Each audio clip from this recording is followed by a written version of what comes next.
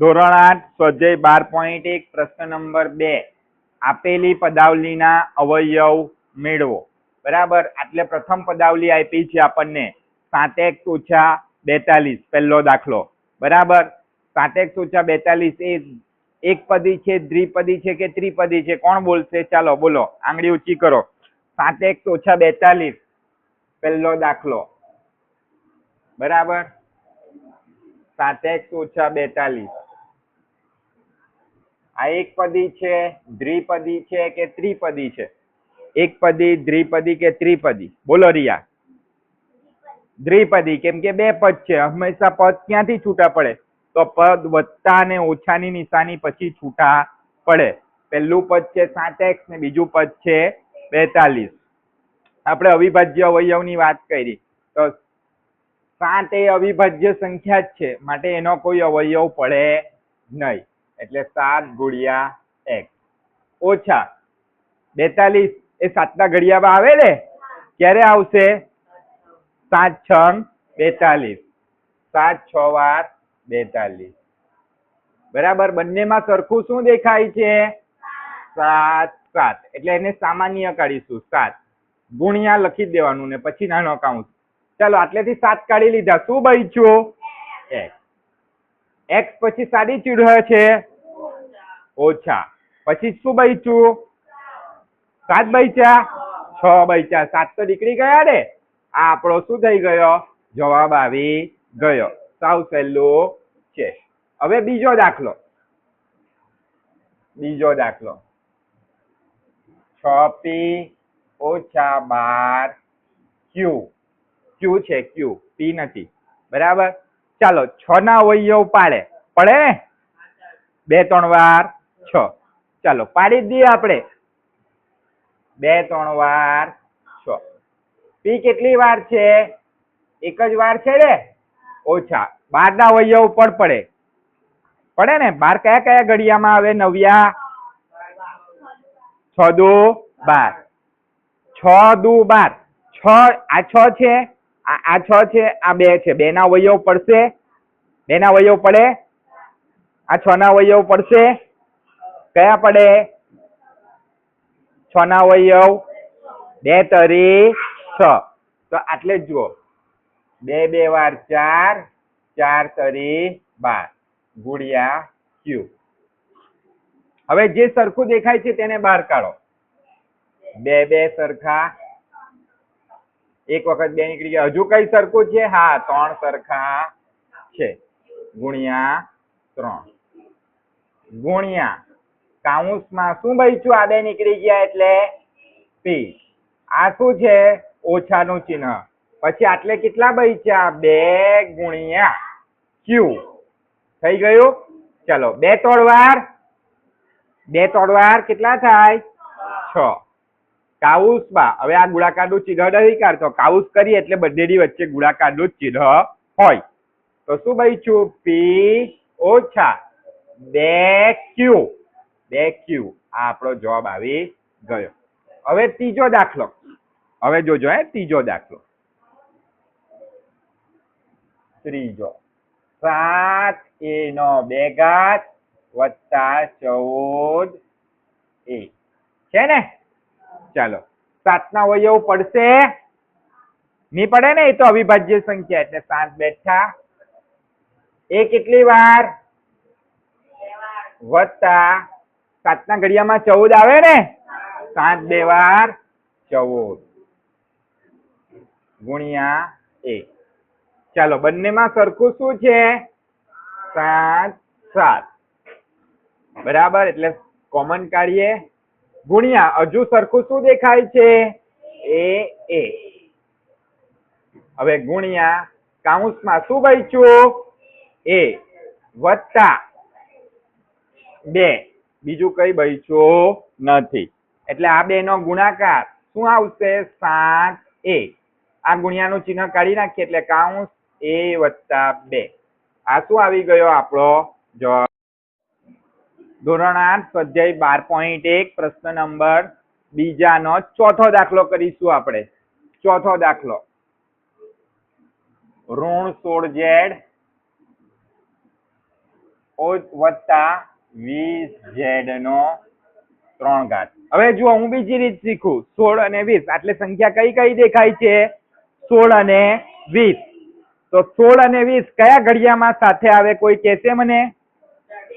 2 ના ઘડિયામાં. 2 અઠ્ઠા 16, 2 દસા 20. સરસ. ચાલો બીજો કયો ઘડિયો છે?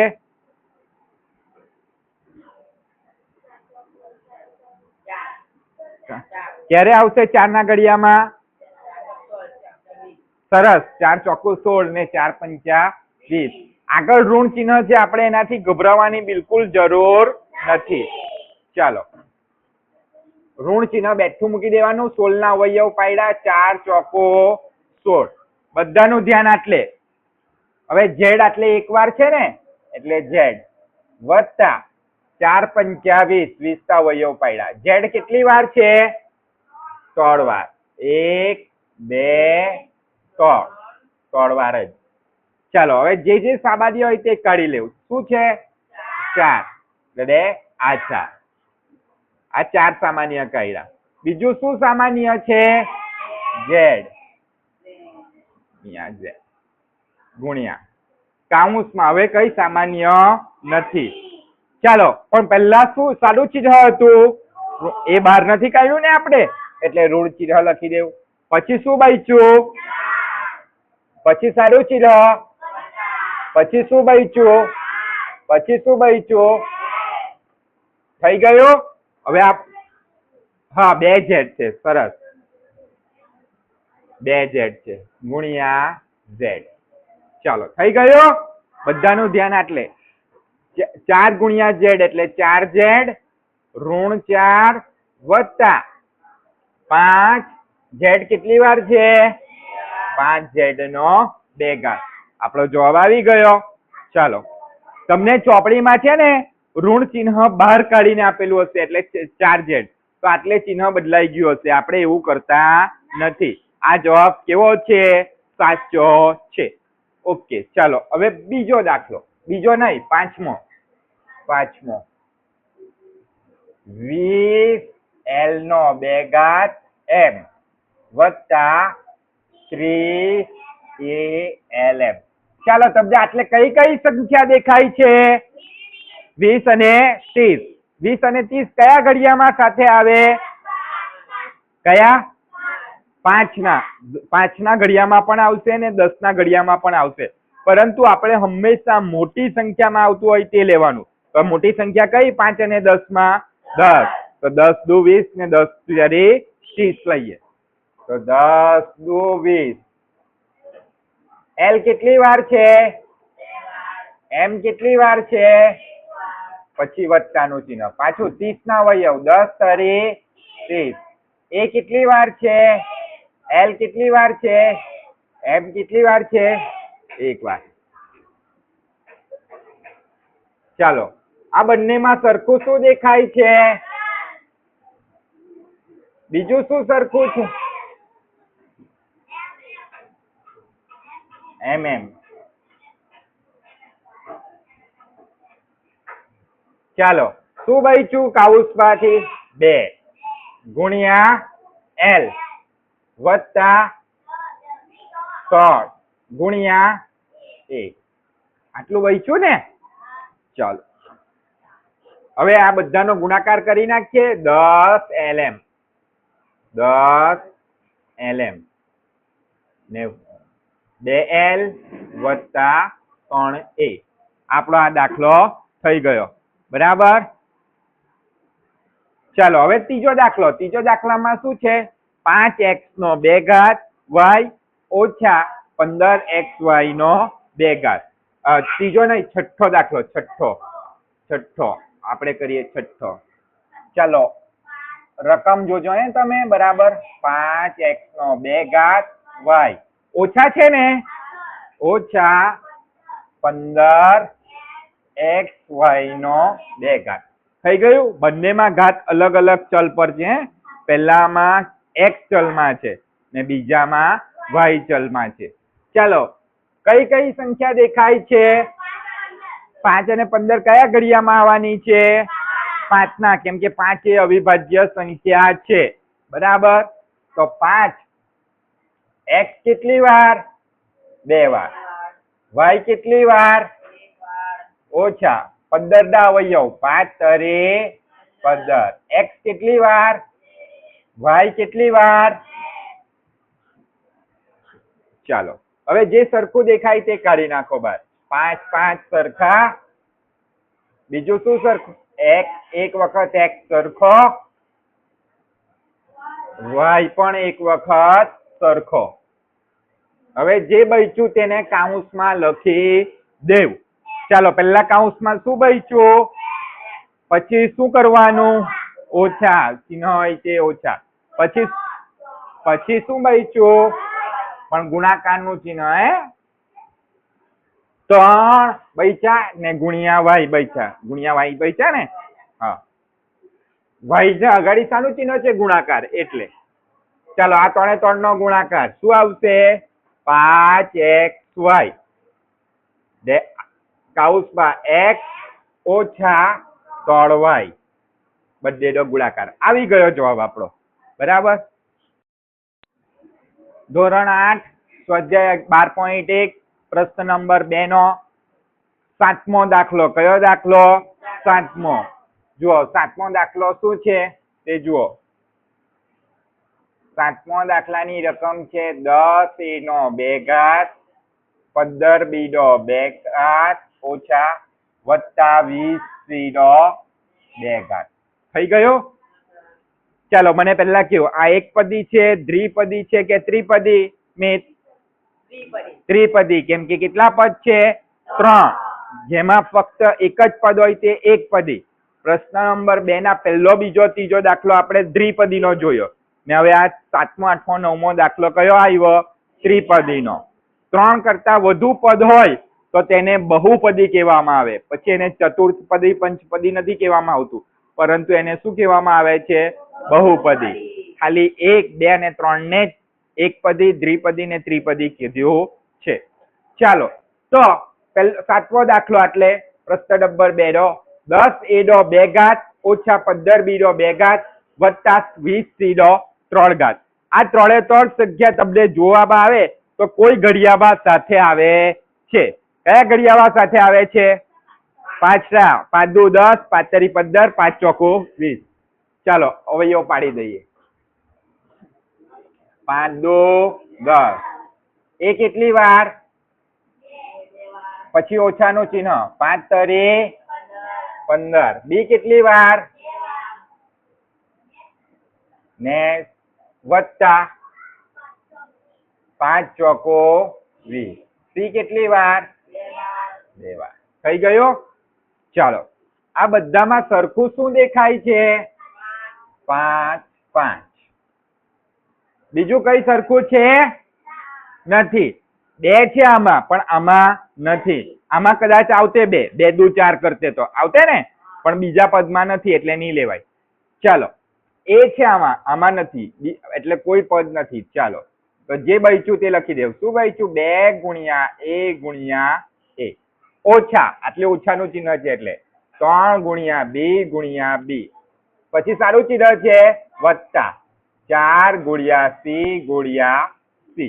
બધાનું ધ્યાન. એટલે પછી જુઓ 5 સામાન્ય છે એટલે 5 કૌંસમાં 2 એનો કેટલો ઘાત આવશે? એનો કેટલો ઘાત આવશે? એટલે ધ્યાન 2 એનો 2 ઘાત ઓછા 3 બી નો કેટલો ઘાત આવશે? ને વત્તા 4 સી નો કેટલો ઘાત આવશે? 2 ઘાત.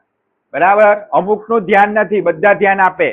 રોહિત, હવે આપણે 8મો દાખલો કરીશું. 8મો દાખલો સાવ સહેલો છે, તમને જોઈને જ ખ્યાલ આવી જાય. -4a નો 2 ઘાત વત્તા 4ab વત્તા સોરી, જો આને કહેવાય ધ્યાન, બાકીના ધ્યાન નથી આપતા. ઓછા 4ca. ચાલો બધામાં તમને પહેલેથી જ સરખું દેખાય છે. દેખાય છે ને? શું સરખું છે? 4 સરખા છે. તો આપણે એ પહેલા 4 ને બહારથી કાઢીશું અત્યારે, પહેલા અવયવ પાડીશું. જો -4, ભલે -4 હોય પણ આપણે 4 જ ના ગણવાના, ઋણને કાઉન્સની અંદર જ લખીશું. એ કેટલી વાર છે? 2 વાર. વત્તા 4, એક વાર ને બી એક વાર, ઓછા 4 સી એક વાર અને એ એક વાર. ચાલો, બધાને એક વસ્તુ તો ખબર જ છે કે 4 બધામાં કેવા છે? કોમન છે, સરખા છે.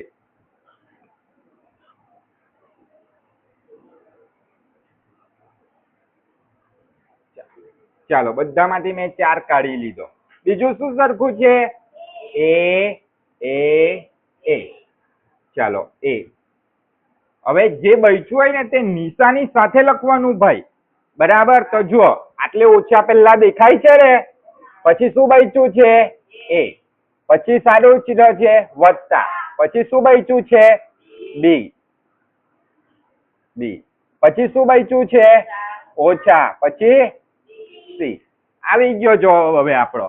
આ બંનેનો ગુણાકાર. શું આવશે ગુણાકાર? 4a કાઉન્સમાં ઓછા a વત્તા બી ઓછા સી. હવે ચોપડીમાં જવાબ આપ્યો હશે તેમાંથી આ ઓછા બહાર કાઢી લીધા હશે, એટલે આટલે વત્તા છે તો ઓછા થઈ જાય ને ઓછા છે તો વત્તા. પણ આપણે આટલે સુધી કરીએ એટલે જવાબ આપણો સાચો છે. બરાબર? હવે આપણે બીજા પેજ પર 9મો દાખલો કરીશું. 9મા દાખલાની રકમ શું છે તે તમે ધ્યાનથી જોજો. બધાની વચ્ચે વત્તાનું ચિહ્ન છે. x નો 2 ઘાત yz. પછી શું છે?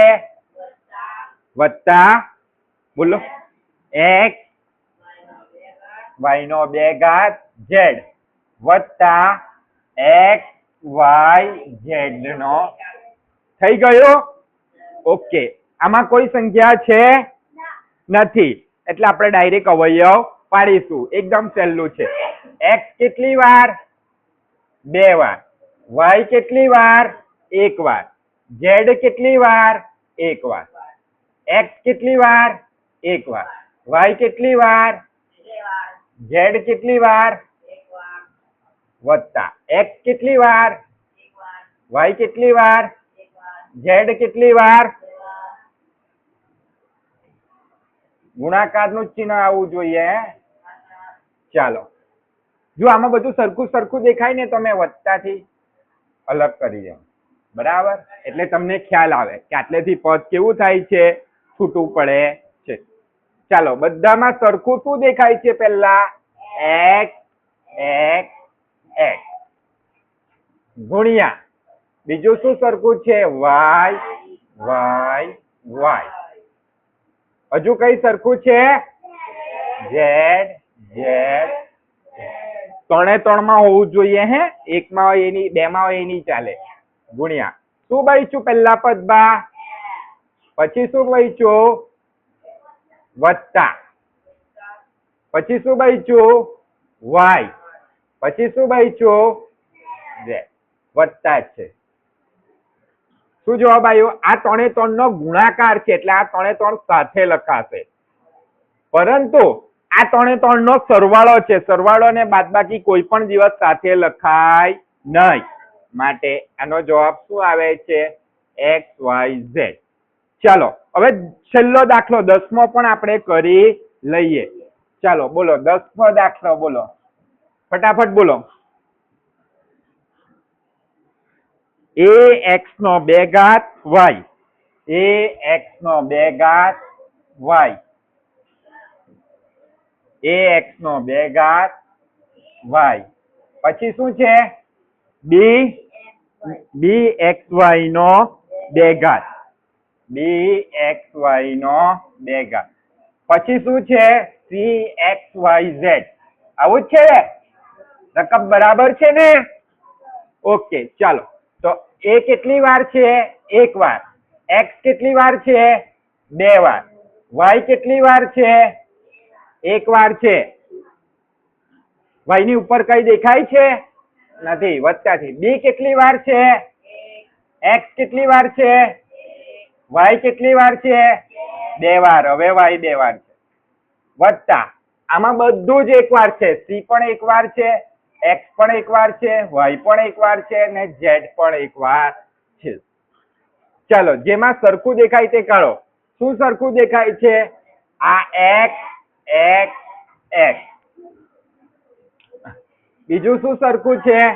Y y y. બીજું કઈ સરખું છે? નથી. એટલે જે બચ્યું તે લખી નાખો. શું બચ્યું? એ ગુણ્યા એક્સ વત્તા બી ગુણ્યા વાય વત્તા સી ગુણ્યા ઝેડ. થઈ ગયું? એટલે આપણો જવાબ આવી જશે એક્સ અને વાય નો ગુણાકાર એટલે એ સાથે એક્સ વાય. જુઓ કાઉન્સમાં આ બંનેનો ગુણાકાર છે એટલે આ બંને સાથે લખાશે. એક્સ વત્તા બી ને વાય ગુણાકાર છે એટલે સાથે લખાશે બીવાય. ને આમાં પણ એ જ રીતે સીઝેડ છે એટલે સીઝેડ સાથે લખાશે. તો આટલે આપણો શું થઈ ગયો?